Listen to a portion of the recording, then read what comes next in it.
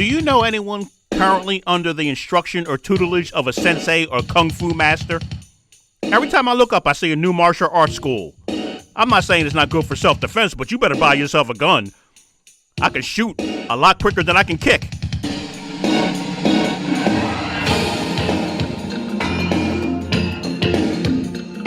They better be teaching you how to catch bullets with your teeth in that kung fu school. Welcome to the Comparison Guy podcast. Today is February 28th, 2025.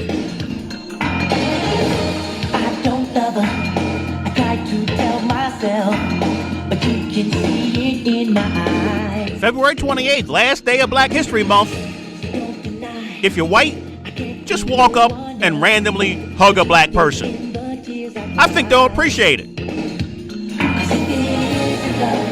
Why do I feel this way? Why does she stay on my mind? Watch me go. Watch me dance. That's a good song. But let's get down to the show. Listen on Apple Podcast, on Spotify, comment on YouTube. Don't forget to follow. Don't forget to share. The reason Democrats have no strategy. You want to get right to it?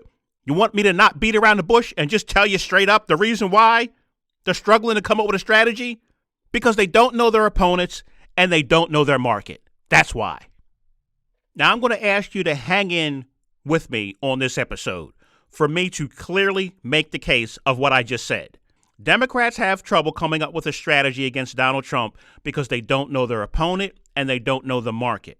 And I'm going to hit you with a silver bullet right between your eyes later in this episode to prove that to you. And I will perhaps make the case and answer the question, I wonder why this guy calls his show the Comparison Guy Podcast. I wonder why he came up with that name. I'm going to make the case for you as to why that is. And I'll give you a hint. It's because I'm more concerned with making sense than making money. Compare that to other things, other information sources that are out there right now. That's why it's the Comparison Guy Podcast. As I said, Democrats don't know their opponent. What are the top 3 rated shows on Fox News? Who are the top 3 conservative podcasters? What are the top 3 syndicated conservative radio shows? What are the top 3 conservative websites? What's the name of the huge media company that seems to own all the conservative radio shows, all the conservatives leaning local news shows? If you're a voter on the left, don't feel bad if you can't answer any of these questions. I'm quite sure voters on the right probably couldn't answer most of that about liberal media, but voters aren't the ones that have to come up with a strategy. So it's okay if they don't know the answers to those questions. The new head of the DNC is the one who has to come up with a strategy for Democrats. Do you think he could answer those questions? Could Hakeem Jeffries answer those questions? Could Chuck Schumer, Maxine Waters, or Alexandria, I have 2 bowls of Grouchy Flakes for breakfast every morning, Ocasio-Cortez? They all are part of coming up with strategy. Could they answer those questions? And if you say no, just imagine if the media said to Andy Reid, head coach of the Kansas City Chiefs prior to the Super Bowl, hey, Coach Reid, what's your strategy to slow down Saquon Barkley and the Philadelphia Eagles running game? And Andy Reid said, who's Saquon Barkley? I imagine Chiefs fans would have said, uh-oh, I think we're going to lose. I think we're going to lose the Super Bowl, which is exactly what I said on this podcast for at least a year leading up to the presidential election. Democrats, I think you're going to lose because you're underestimating and uninformed about your opponent, and you have no situational awareness. Stay with me, because the opponent ain't who you think the opponent is. So if I'm losing you already, you got to stay with me. I'm going to explain it all. But I got to drill down on this analogy so that people truly understand what I'm trying to say. If I'm the Kansas City Chiefs playing the Philadelphia Eagles in the Super Bowl, do I focus on one person? On one side of the ball, just the offense?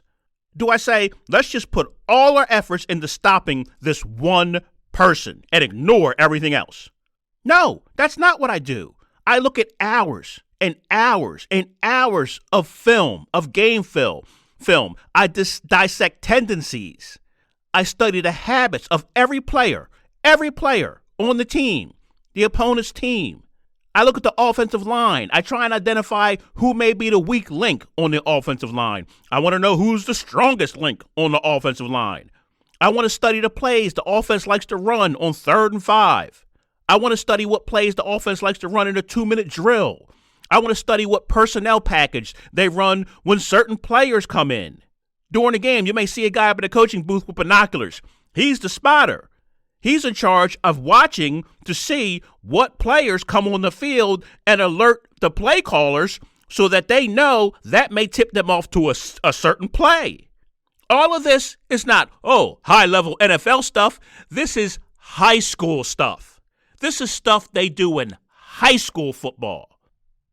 It's basic strategy and game planning. You can't put together a winning game plan if you don't know your opponent. How about in business? How about business? Do you think there's a decent new car salesman out there selling Ford pickups that doesn't know everything there is to know about the Toyota Tundra, about the Ram 1500 pickup, about the Chevy Silverado pickup, the price, the features, the incentives? So when the customer walks in to your Ford dealership and you say, what else are you considering? I'm looking at the Toyota Tundra. Oh, okay, that's a good solid vehicle. They are a little less money than we are on this particular model, but we are currently offering some great incentives for first-time buyers. And I think you'll find that some of the features that we offer standard, you have to pay more with the Tundra. And both vehicles hold their value pretty well, but as you know, the Ford is made right here in America. What color you want? Does any of this sound like Democrats to you? Does any of this sound like Democratic messaging to you?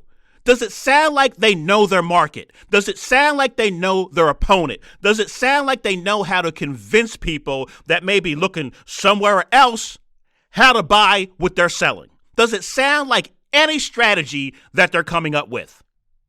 No, it doesn't, comparison guy. Why is that? I'll tell you why. Because they think their opponent is Donald Trump. They think their only opponent is Donald Trump. And now, Elon Musk. That's it. That's who they game plan for. That's who they strategize for. That's who they think the opponent is Donald Trump.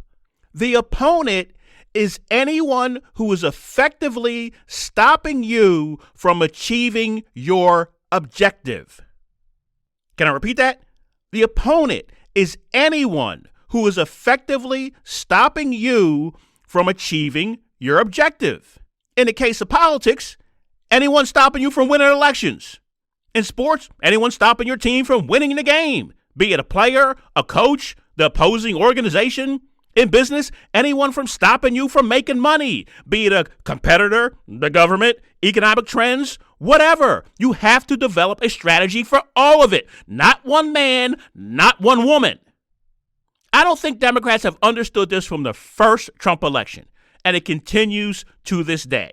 You know your opponent's strengths and weaknesses by studying your opponent. How can you study your opponent when you don't even know who your opponent is?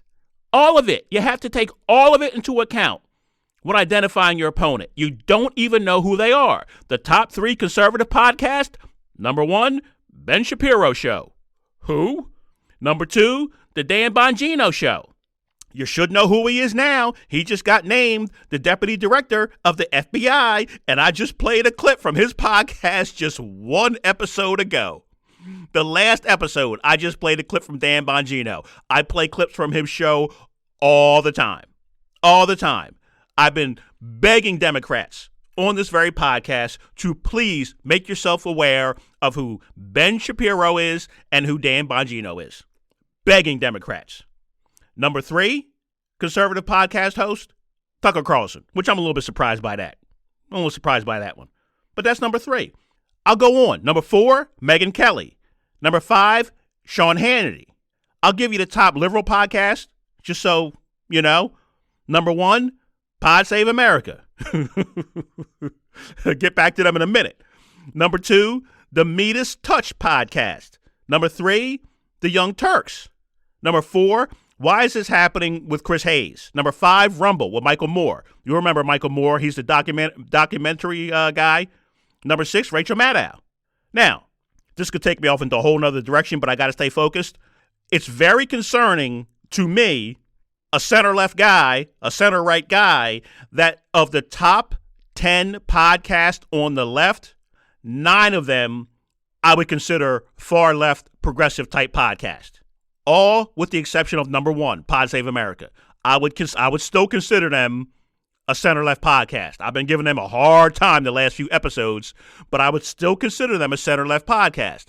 All the other top 10 podcasts on the left, all hard-left progressive type podcast. The Young Turks, Chris Hayes, Rachel Maddow, Michael Moore, all hard-left people. That's concerning. That should be concerning to a Democratic Party in a country that seems to be trending more to the center-right. But as I say, I can't get distracted with that. Let me continue on. The top 3 shows on Fox News. Do we know the top 3 shows on Fox? Do we know who's on Fox News? Do we know who's on Fox News? I bet you if I said, hey, name 3 people from Fox News, forget about the top shows, name 3 people, people would struggle to come up with the name Bret Baier. And they were just red-faced angry at him not 4 months ago for the interview with Kamala Harris. And they would struggle to remember his name. But in any case, the top 3 shows on Fox News, number 1, The Five, with 4.7 million viewers.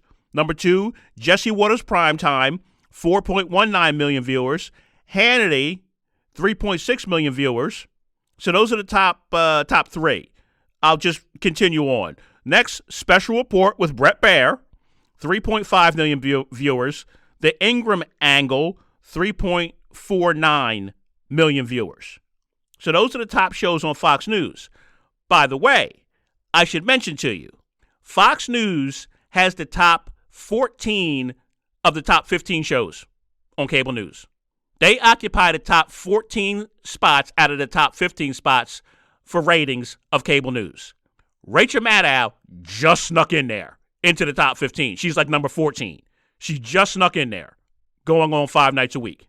And this is not new. This is not new. This has been the case for years now.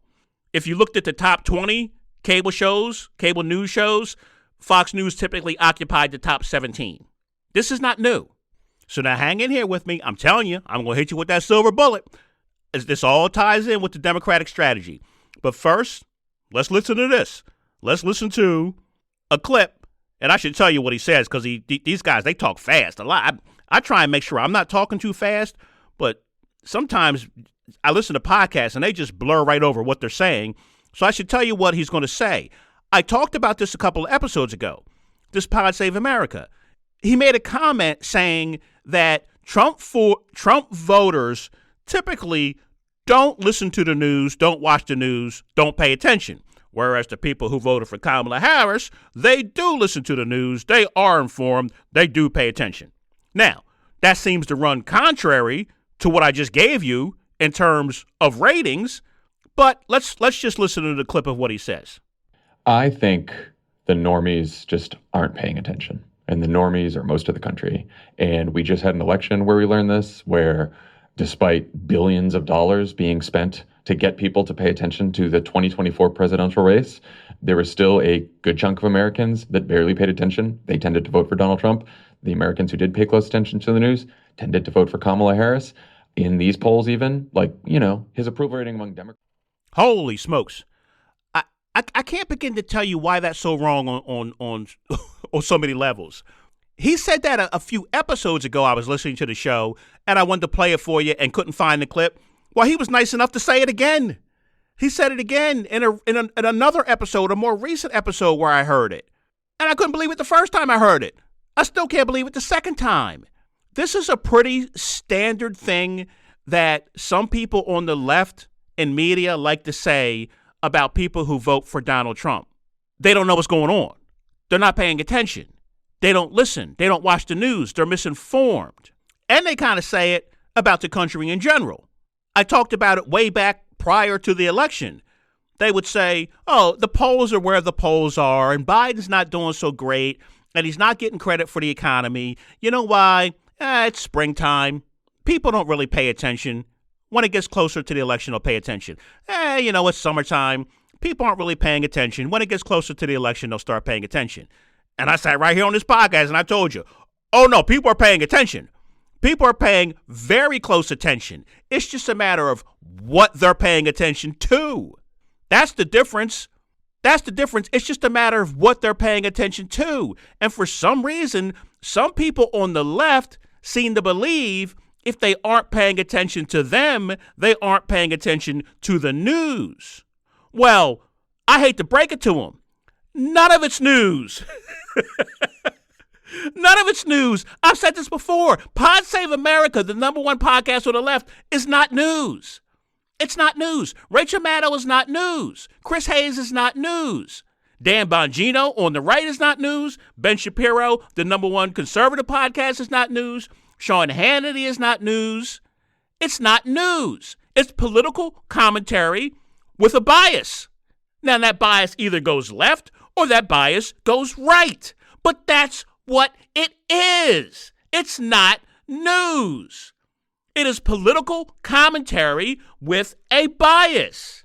And so it all depends on which bias you prefer. That's where you get your information.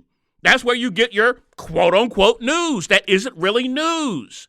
Now, for, once again, the #1 podcast on the left, one of the hosts, to not understand that and just dismiss half the country as, let's read between the lines of what he's saying, uninformed. That's what he's saying. The people who were uninformed voted for Donald Trump.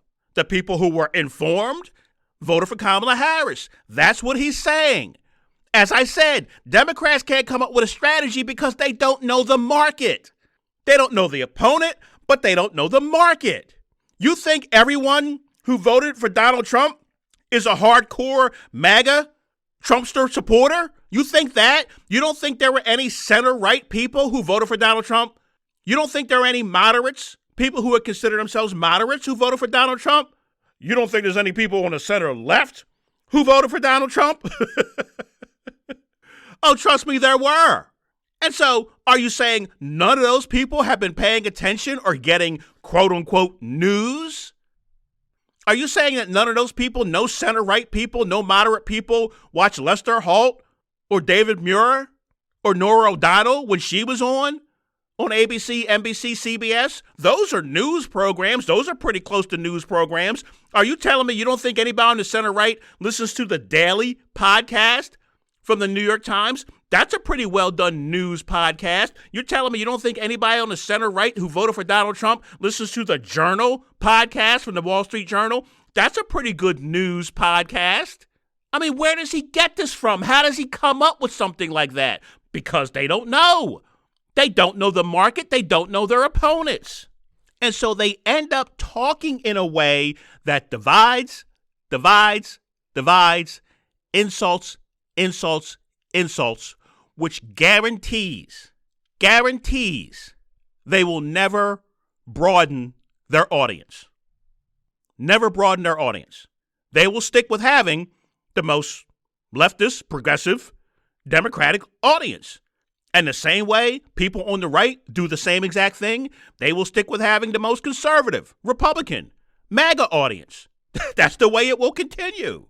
And so what's the objective? Is the objective to broaden your message, broaden your support, and thereby win elections? Or is the objective to get 5-star ratings? If it's to get 5-star ratings, hey, listen, they're doing better than I am. That's for sure. If it's to get listeners and get 5-star ratings, they're doing the right thing. If the objective is to win elections and sway people to your side, maybe not so much insulting people by saying the normies, the normies out there, as opposed to we know who all those abnormal people are. That's not real good for broadening your base of support. Let's listen to this clip. Award-winning filmmaker Ken Burns delivered the commencement address at Brandeis University outside Boston earlier this month, clips of which drew attention on social media over the weekend. And here's why. Burns spoke about the nation's ideological divide and what's at stake this November. But it's clear, as individuals and as a nation, we are dialectically preoccupied. Everything is either right or wrong, red state or blue state, young or old, gay or straight, rich or poor, Palestinian or Israeli, my way or the highway. Everywhere we are trapped by these old, tired, binary reactions, assumptions, and certainties. For filmmakers and faculty, students and citizens, that preoccupation is imprisoning. I have had the privilege for nearly half a century of making films about the U.S., but I have also made films about us. That is to say, the two-letter, lowercase, plural pronoun. All of the intimacy of us, and also we, and our, and all of the majesty, complexity, contradiction, and even controversy of the U.S. And if I have learned anything over those years, it's that there's only us. There is no them. And whenever someone suggests to you, whomever it may be in your life, that there's a them, run away. Othering is the simplistic binary way to make and identify enemies, but it is also the surest way to your own self-imprisonment. Again, please. And if I have learned anything over those years, it's that there's only us. There is no them. And whenever someone suggests to you, whomever it may be in your life, that there's a them, run away. Othering is the simplistic binary way to make and identify enemies, but it is also the surest way to your own self-imprisonment. I don't really know who that guy is, Ken Burns. The name is familiar to me, but I don't really know. But he's important enough to give a commencement address at Brandeis University. Now, I don't know if I'll ever be asked to give a commencement address at a university. But this is the whole point of my podcast. From day one. I've done episodes where I've said, Democrats, you want to know what you tell the American people? You tell the American people it's not us versus them. It's us versus the world. It's us versus the world. It's united we stand. There are forces trying to pull us apart, and we cannot allow it because it's us versus the world, versus China and Russia and North Korea. That's what I said on this podcast many a time. And I've also said I never thought the toughest part of getting listeners for this podcast would be to convince people to agree with themselves, because everyone agrees with that. Somebody goes on TV and says that, the whole audience applauds. Somebody posts that on social media, everybody gives it a like. Everybody gives it a thumbs up. Oh, brilliant. Brilliantly said. And then everyone goes out and does the exact opposite. If you noticed, at the start of that clip, that was Mika Brzezinski from the Morning Joe show on MSNBC. That's where I heard that. That's where I got that clip from. Talking about run away from people who divide us into us versus them, and she's sitting next to a guy who regularly called Trump supporters weirdos, insurrectionists, and freaks. How many times did I play a clip of that for you? Of him calling Trump supporters weirdos, insurrectionists, and freaks. And they got the nerve to play that clip on their show. Divide, divide, divide.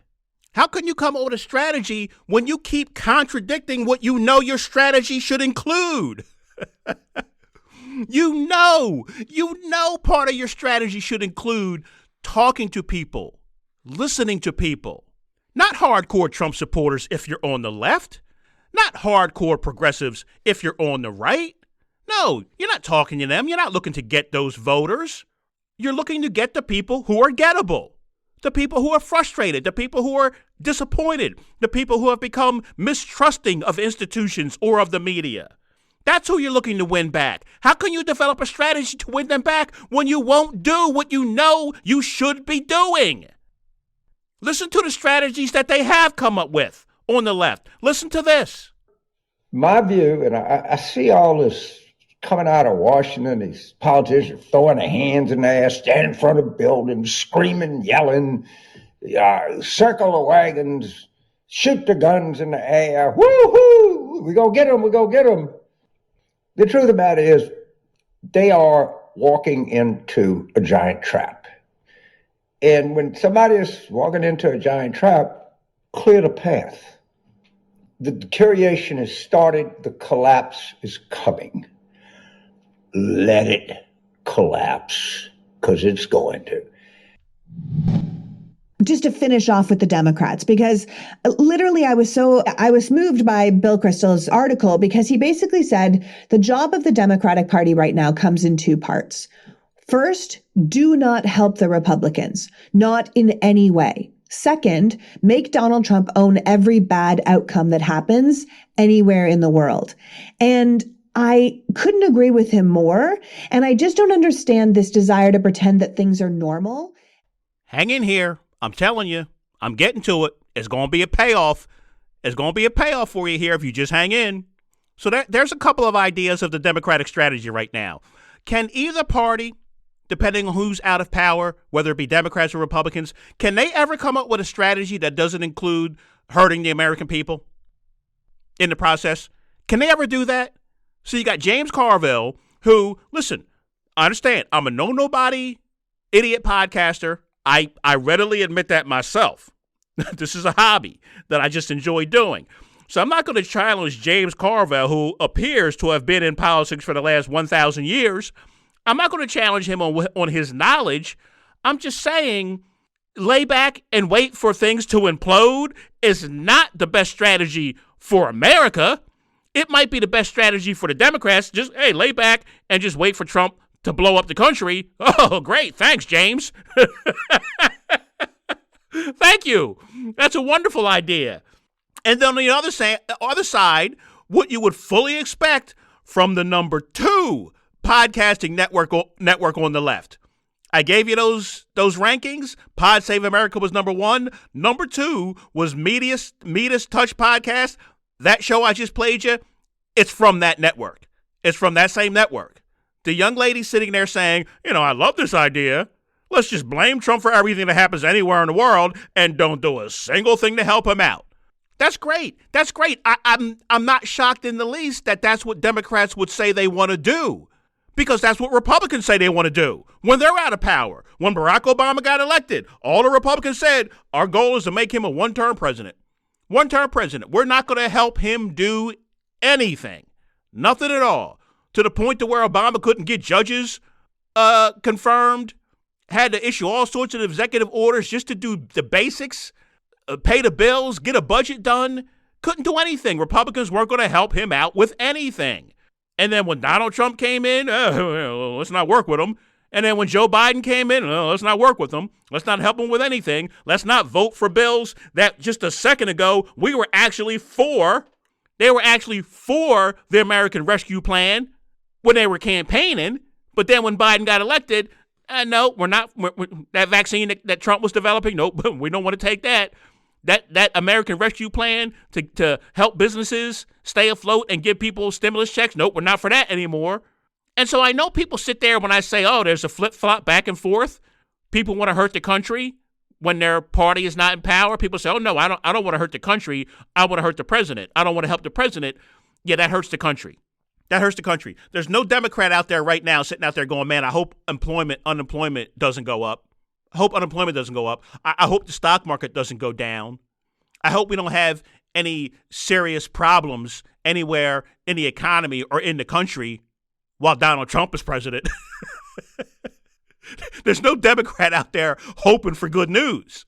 I'm sorry, but that's just the way it is. And when a Democrat's in office, it's the same way with the Republican Party. You want me to prove it to you?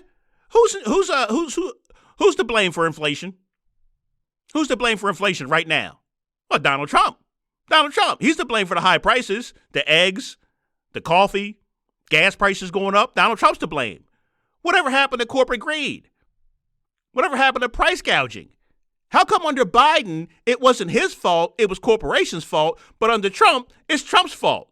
Why is that? You know exactly why it is. Oh, well, Donald Trump, he said, on day one, he said on day one he was going to do something about the inflation. Yeah, okay. Stop saying that, please. Please stop saying that.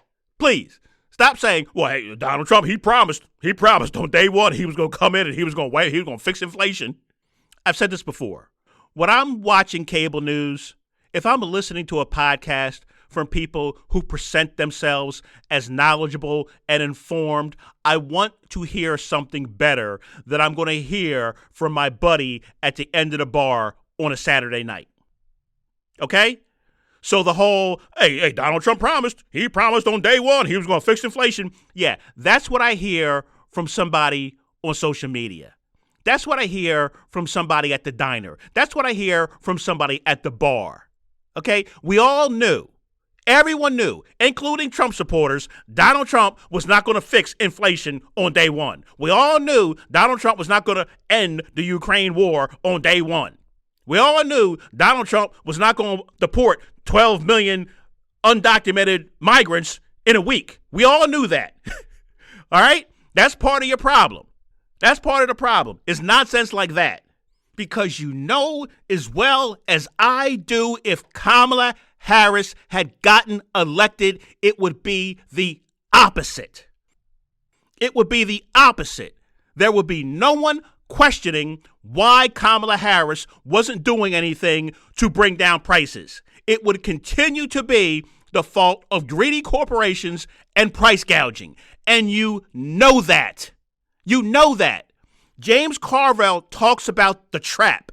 Donald Trump and the Republicans, they're walking into a trap. They're walking into a trap. Well, Democrats are in the trap. They are in the trap. They are in the trap of making themselves look identical to what they criticize. That's why they can't come up with a coherent winning strategy. They are insistent on making themselves exactly what they criticize because they cannot stop thinking in terms of politics. They are in the trap. They know exactly what to do. They even know they're in the trap. I've even heard them say, oh, man, we got to stop talking about Trump all the time. Oh, man, we got to stop talking about Trump. We got to stop following him down every rabbit hole.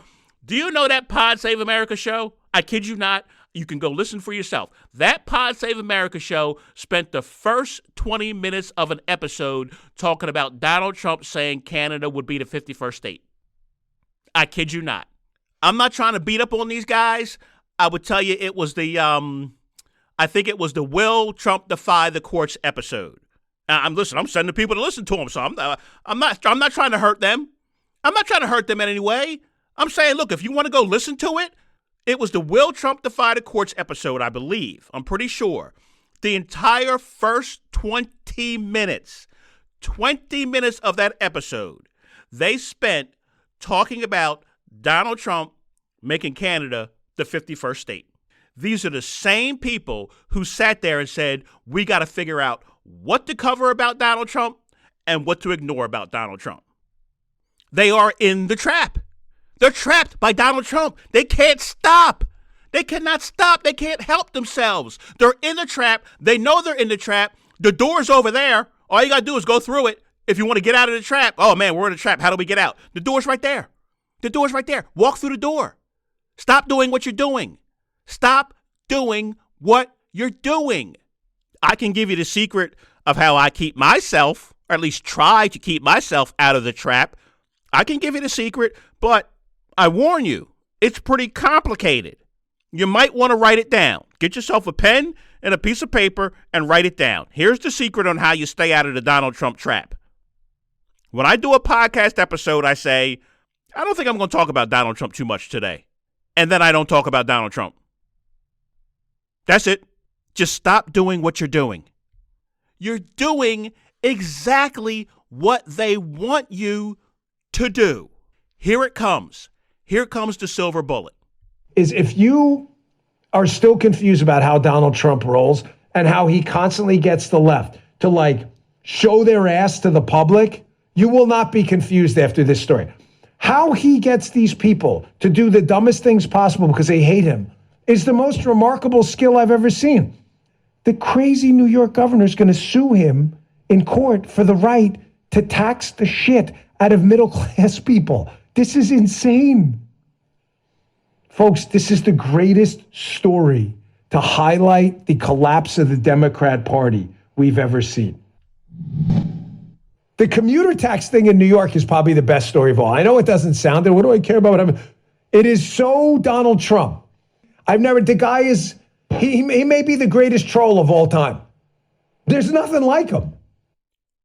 That is Dan Bongino, the number 2 top podcaster on the right, conservative podcaster, from just a few days ago, prior to him being named the deputy director of the FBI by Donald Trump, saying Donald Trump has got to be the greatest troll of all time. Something you'd think you'd be hearing somebody on the left saying. But he has no problem saying it. And understand, I purposely cut that up and left the context out because it's really not important what he's talking about. He's referring to this congestion tax that the governor of New York is proposing to put on people to try and de-incentivize people to come into Manhattan. All right, that's all. It's just there's a congestion tax. They're trying to lessen the traffic coming into Manhattan, so they want to have people pay an extra tax to come across bridges, come through tunnels to get in Manhattan. And Donald Trump says, no, I'm not going to allow you to do that. And the governor of New York, Kathy Hochul, is saying, you can't tell me what I can do or what I can't do. I'm going to take you to court. And so he's fascinated by the fact that Donald Trump has got this Democratic governor in a Democratic state in a position where she's got to sue him now in order to tax hardworking middle-class people trying to get to work. That's the fascinating part of the story, that he's so fascinated about it, he can't contain himself giving away the strategy and calling Donald Trump a troll. He's fascinated by it. He can't believe it. As I have told you before, they don't even hide their strategy. They are fascinated by how Donald Trump can manipulate the Democratic Party and make them tactically inept because they hate him so much.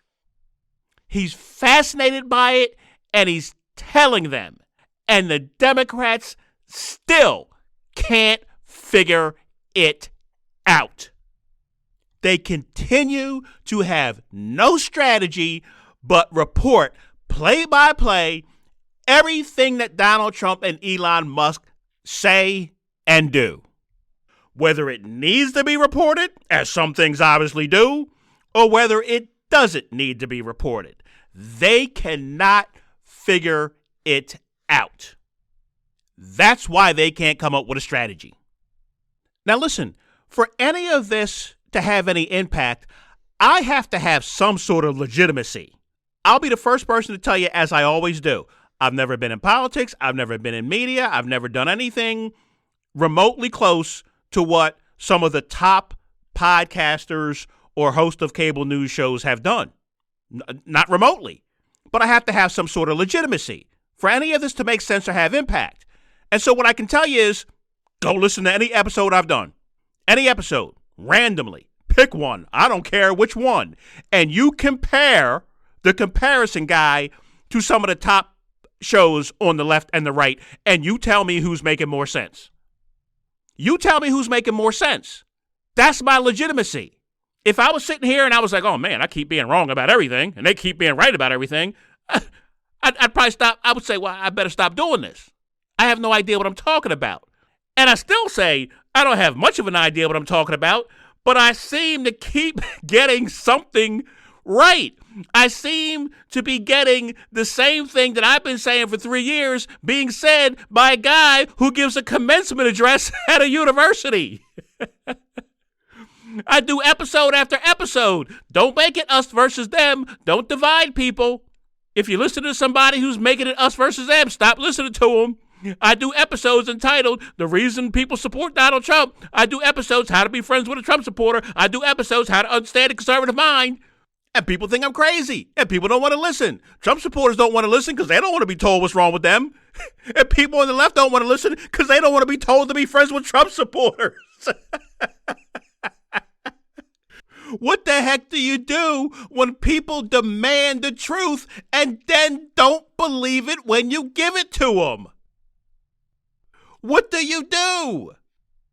Democrats will be able to develop a strategy, a winning strategy against Donald Trump when they recognize Donald Trump is not the opponent. He's one man. He's one man. That's part of your opponent. That may be the head of the entity, for lack of a better word, that is your opponent. But he's not your opponent. He's not the only opponent out there. They'll develop a winning message and strategy when they recognize who their market is. The market that they're going after.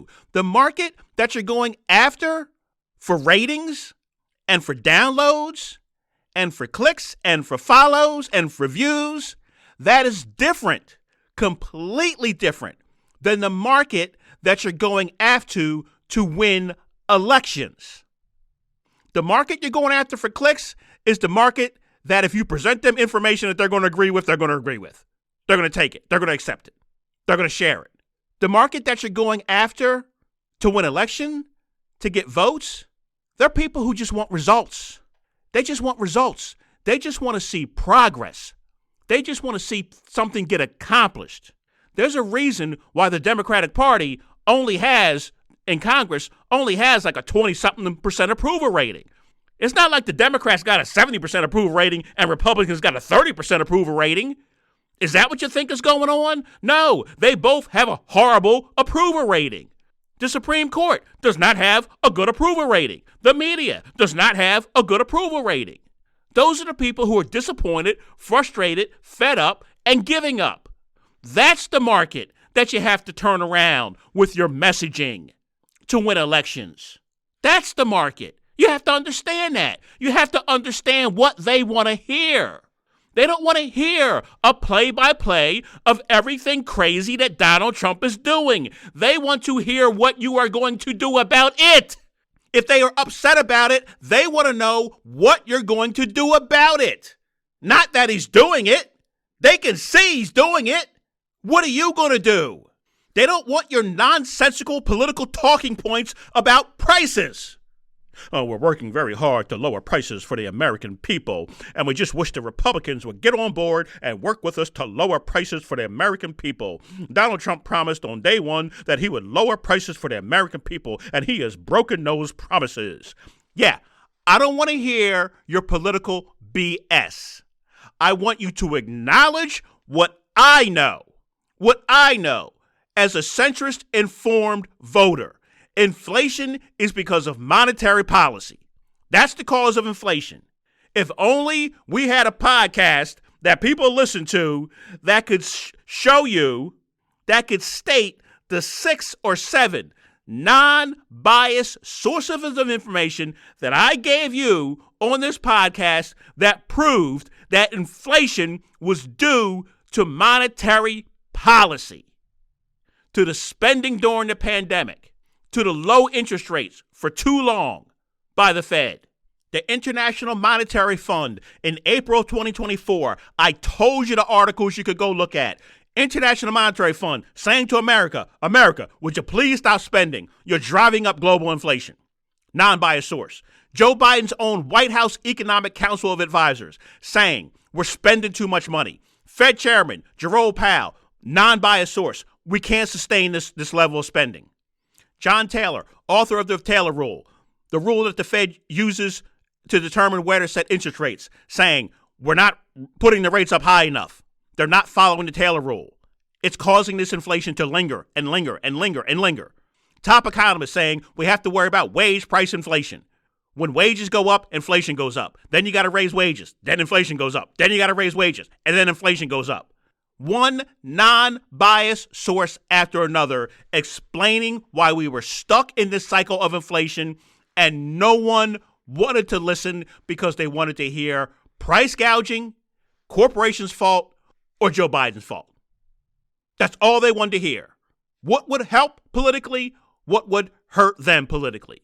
It's all the corporation's fault. It's all Joe Biden's fault. Until Democrats can figure out you're not helping anyone.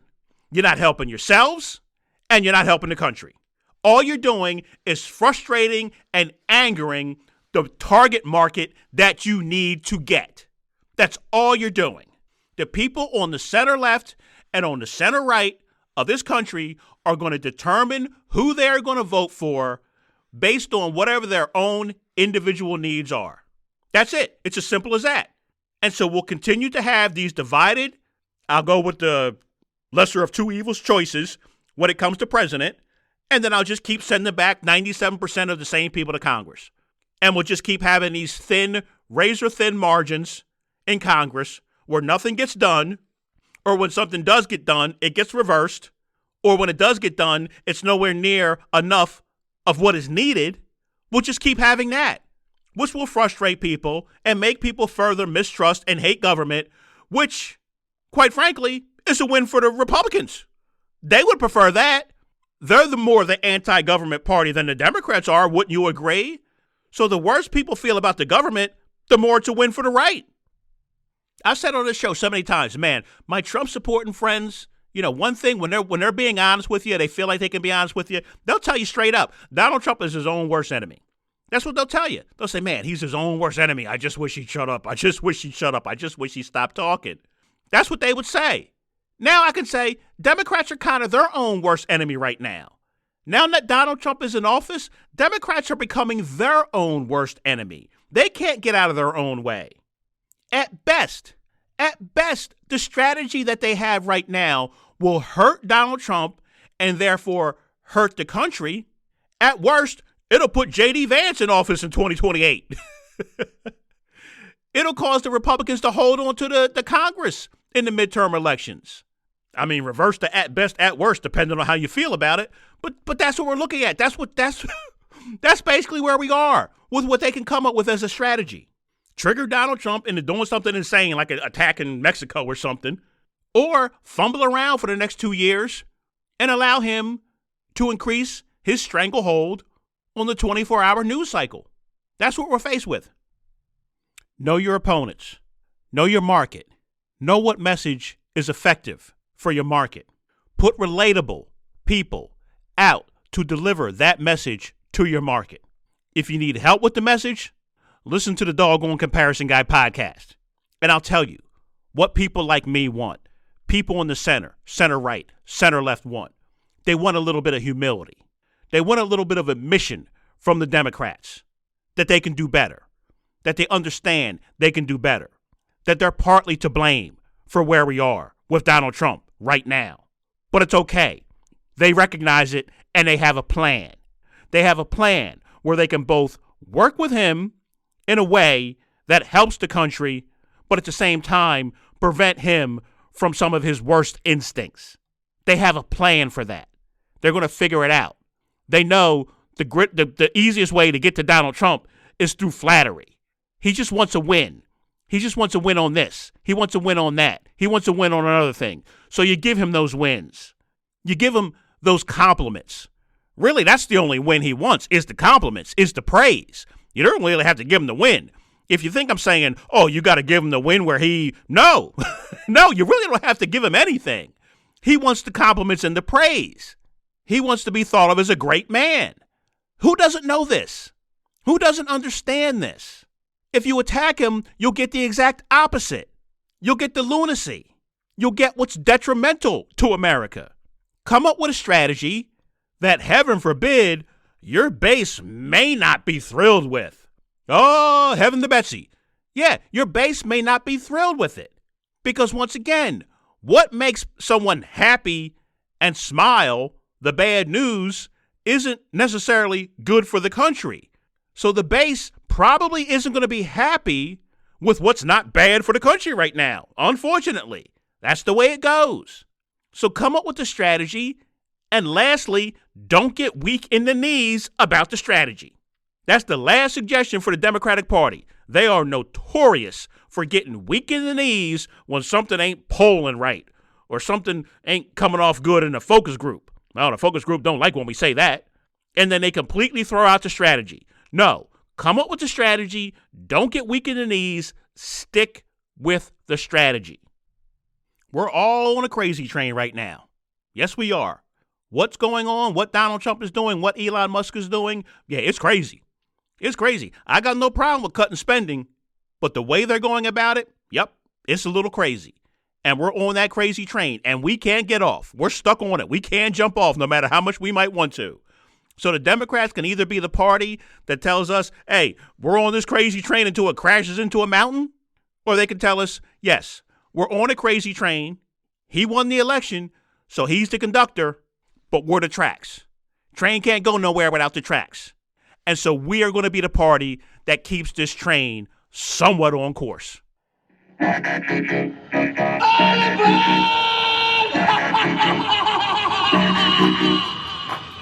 That's the show. Thanks for listening. The Comparison Guy Podcast. Follow me on Apple Podcasts. Follow me on Spotify. Comment on YouTube. Crazy, but that's how it goes. Millions of people living in foes. Maybe it's not too late. I feel exhausted sometimes after I get done doing an episode. It's like a workout for me.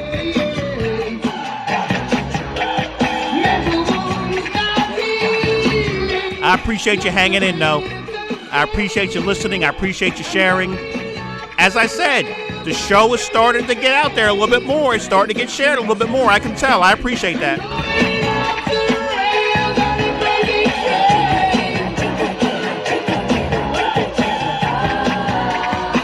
Keep it up. Keep it up.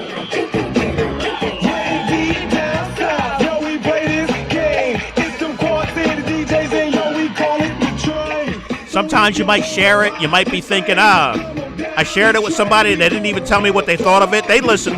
They listen.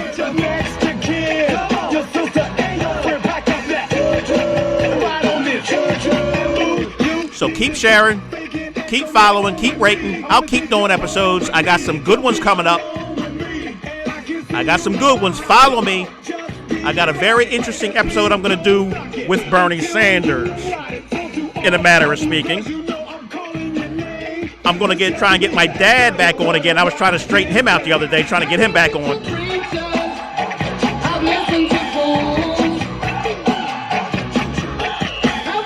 I'm working on an episode. I don't know exactly when I'll have it done, but I intend on calling it 30 Ideas in 30 Minutes.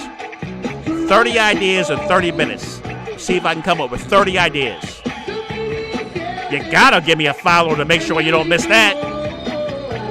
Thanks a lot. I'll see you next time.